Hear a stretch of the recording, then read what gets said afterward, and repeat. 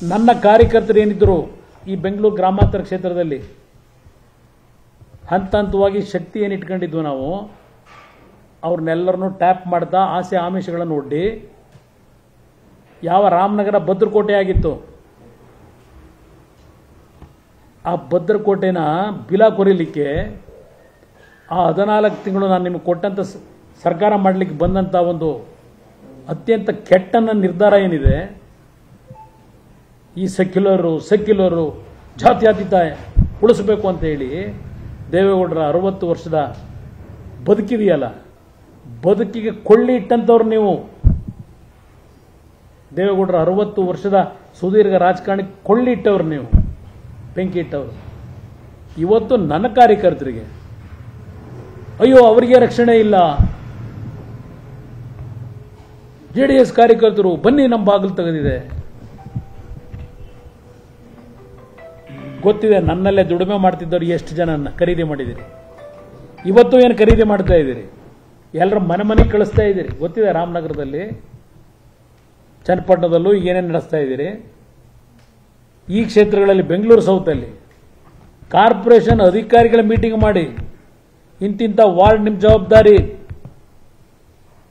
ಇಷ್ಟಿಷ್ಟು ಲೀಡ್ ಕೊಡಲೇಬೇಕು ಇಂತಿಂಥ ಬೂತ್ನಲ್ಲಿ ಅಂತೇಳಿ ಅಧಿಕಾರಿಗಳ ಸಭೆ ಮಾಡ್ತೀರಿ.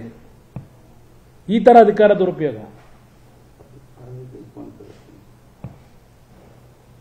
ಈ ಥರ ರಾಜಕೀಯ.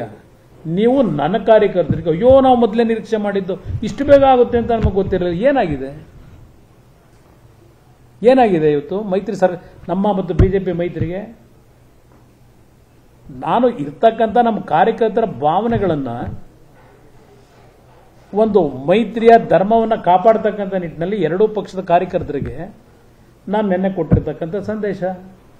ಏನು ತಪ್ಪು ಹೇಳಿದ್ದೆ ನಾನು? ನನಗೆ ಗೌರವ ಕೊಟ್ಟಿದ್ದಾರೆ. BJPನಲ್ಲಿ ನಿಮ್ಮ ಥರ ನನ್ನ ನಡೆಸ್ಕೊಂಡಿಲ್ಲ, ನಿಮ್ಮ ಥರ ನಮ್ಮ ಕುತ್ತಿಗೆ ಕೂದಿಲ್ಲ, ಗೊತ್ತಿದೆ ನನಗೆ. ಅವತ್ತೂ ಸಹ ಅಧಿಕಾರ ಹಸ್ತಾಂತರ ಮಾಡಬೇಕಾದ್ರೆ ಆ ಮೈತ್ರಿ ಸರ್ಕಾರ ತೆಗಿಲಿಕ್ಕೆ ನಿಮ್ಗಳ ಪಾತ್ರಗಳು ಏನಿದೆ ಗೊತ್ತಿದೆ ನನಗೆ. ಯಾವ ಥರ ಅವತ್ತು ದಾರಿ ತಪ್ಪಿಸ್ಲಿಕ್ಕೆ ಪ್ರಯತ್ನ ಪಟ್ಟಿದ್ದೀರಿ. ನಾನು ಮಾಡಿದಂಥ ತಪ್ಪಲ್ಲ ಅವತ್ತು ಸಹ. ಆ ತಪ್ಪನ್ನು ಇನ್ನು 15 ವರ್ಷ ನನ್ನ ತಲೆ ಮೇಲೆ ಇಟ್ಕೊಂಡು ಓಡಾಡ್ತಾ ಇದ್ದೇನೆ. ನಿಮ್ಮ ಅನುಕಂಪ ಬೇಕಿಲ್ಲಪ್ಪ DK ಶಿವಕುಮಾರ್, ನಿಮ್ಮ ಅನುಕಂಪ ಬೇಕಿಲ್ಲ. ಆದರೆ ಇವತ್ತು ನಾನು ಕರೆದಿರ್ತಕ್ಕಂಥದ್ದು ಈ ಚುನಾವಣೆ ಏನಿದೆ ಬೆಂಗಳೂರು ಗ್ರಾಮಾಂತರ, ಒಂದು ಕಡೆ ಅಧಿಕಾರ ದುರುಪಯೋಗ, ಒಂದು ಕಡೆ ಮಜಲ್ ಪವರು, ಇನ್ನೊಂದು ಕಡೆ ಹಣದ ಏನೋ ಒಂದು ತೈಲಿ ಇಟ್ಕೊಂಡು ಹೊರಟಿದ್ದೀರಿ.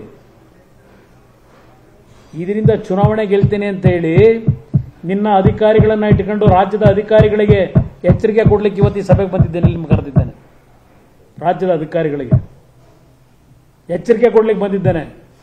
ಕನ್ನಡಿಗರ ಮೆಚ್ಚಿನ ನಿಮ್ಮ ನ್ಯೂಸ್ 18 ಕನ್ನಡ ಈಗ ವಾಟ್ಸ್ಆಪ್ನಲ್ಲಿಯೂ ಲಭ್ಯ. ಕರ್ನಾಟಕ ಮತ್ತು ದೇಶ ವಿದೇಶದ 360 ಡಿಗ್ರಿ ಸುದ್ದಿ ವಿವರವನ್ನ ನೀವು ನಿಮ್ಮ ಕೈ ಬೆರಳುಗಳಲ್ಲಿಯೇ ಪಡೆಯೋದಿಕ್ಕೆ ಈ QR ಕೋಡ್ ಅನ್ನು ಸ್ಕ್ಯಾನ್ ಮಾಡಿ. ನಮ್ಮ ಚಾನೆಲ್ ಅನ್ನು ಫಾಲೋ ಮಾಡಿ, ನೋಟಿಫಿಕೇಶನ್ ಆನ್ ಮಾಡಿ.